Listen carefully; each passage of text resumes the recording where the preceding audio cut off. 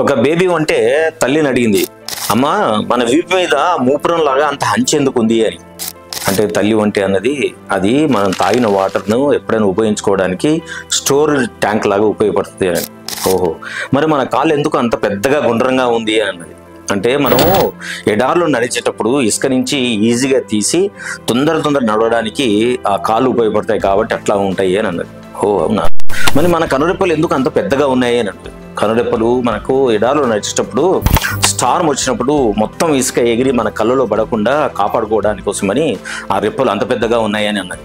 ఓహో, బేబీ అంటే ఓకే, మూపురము నీళ్లు స్టోర్ చేసుకోవడానికి ఉన్నాయి వరవ్వా, అలాగే నడవడానికి అనువుగా ఉండడానికి మన కాళ్ళు పెద్దగా ఉన్నాయి, ఇసుక స్టార్మ్ వస్తే కనుక కాపాడుకోవడానికి మనకు పెద్ద ఐలాషెస్ ఉన్నాయి.